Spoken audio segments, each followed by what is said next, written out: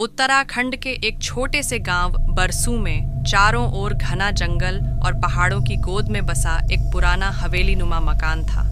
ठाकुर हवेली। यह हवेली कई सालों से वीरान पड़ी थी। गांव वालों का मानना था कि यहाँ कोई आत्मा बसती है जो हर पूर्णिमा की रात को जागती है। विक्रम, जो दिल्ली में एक पत्रकार था, इन अफवाहों की सच्चाई जानने के लिए बरसू आया। वह नहीं मानता था भूत प्रेत की कहानियों को। उसके लिए यह बस एक अच्छा आर्टिकल था, horror myths of Himalayan villages. गांव में पहुंचते ही उसने देखा कि जैसे पूरा गांव ही उस हवेली से डरता था। एक बूढ़े व्यक्ति दादू चंदन ने उसे चेतावनी दी, बेटा उस हवेली में मत जाना। ठाकुर साहब की आत्मा चैन से नहीं सोती। उसने अपनी बीवी को मार डाला था। विक्रम हंस पड़ा और बोला, दादू अब मैं तो वहीं रुकूंगा, अगर कुछ हुआ तो रिपोर्ट बना लूंगा। वह रात के समय ही उस हवेली पहुंचा।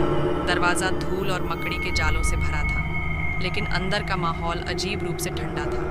एक पुराना झूमर हिलता हुआ जैसे किसी अदृश्य हवा से बह रहा हो। रात को 12 बजे जब वह अपने कैमरे से कुछ रिकॉर्ड कर रहा था, तभी ऊपर की मंजिल से किसी औरत के गाने की आवाज़ आई, धीमा लेकिन दर्द भरा।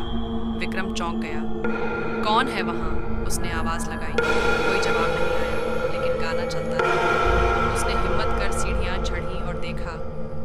एक कमरा खुला हुआ था और वहाँ एक साया बैठा था। एक औरत सफ़ेद साड़ी में, लंबे बालों में बिछा हुआ चेहरा। जैसे ही वह पास गया, औरत ने सिर घुमाया। उसकी आंखें पूरी तरह काली थीं और वह चीख पड़ी, क्यों आए हो वापस ठाकुर? विक्रम के होश उड़ गए। वह चिल्लाया, मैं ठाकुर नहीं हूँ।